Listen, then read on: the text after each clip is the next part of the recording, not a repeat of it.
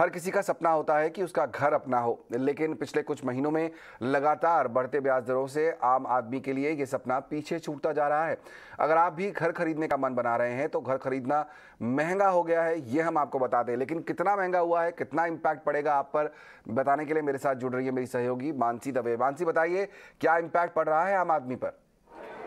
Impact पड़ रहा है और आगे भी पड़ने वाला है, क्योंकि आरबीआई ने ब्याज दरों में जो बढ़ोतरी की है उसका एक इम्पैक्ट है जो कि होम लोन ईएमआईज पर भी पड़ता हुआ दिखेगा। आपको बता दें, आरबीआई ने ब्याज दरों में लगातार चौथी बार बढ़ोतरी की है और मई से लेकर अब तक रेपो रेट की अगर बात करें 1.9% से बढ़कर 5.9% तक जाता हुआ दिखा है।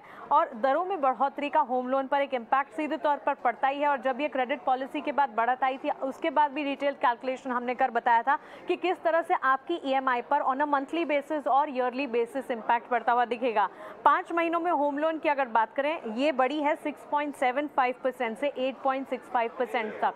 तो जितना जितना क्रेडिट पॉलिसी में इंटरेस्ट रेट में बढ़ोतरी हो रही है उसका सीधा असर आप होम लोन रेट पर भी देख रहे हैं। अब इसका सीधा इम्पैक्ट आपकी ईएमआईज पर किस तरह पड़ेगा, इसे समझने के लिए आपके टीवी स्क्रीन पर जो आप कैलकुलेशन देख रहे हैं इसे गौर से समझिए। यहाँ पर एक इम्पैक्ट पड़ता हुआ दिखेगा, क्योंकि ब्याज दर जो है मई से पहले 6.75% था, वो अब अक्टूबर तक 8.65%, यानी कि ताज़ा जो है 8.65% है। और इससे ईएमआई कैलकुलेशन की अगर बात करें, मई में जो आपके ईएमआई 38,018 थे वो अब सीधा बढ़कर 43,667 हो चुके हैं।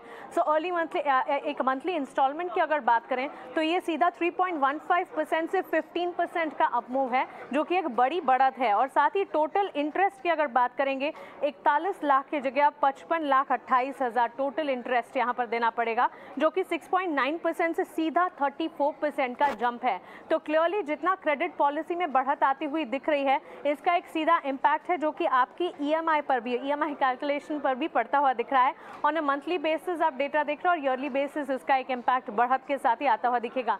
इसके एक और एंगल ये भी है कि आने वाले दिनों में रियल एस्टेट डेवलपर्स जो हैं वो अपने होम लॉन्चेस जो हैं या नए प्रोजेक्ट लॉन्चेस जो हैं उसमें स्कीम्स जो हैं उस पर एक असर रख सकते हैं, उस पर एक इम्पैक्ट डाल सकते हैं because of these new situation जो कि आरबीआई की ताज़ा क्रेडिट पॉलिसी अनाउंसमेंट के बाद आई है।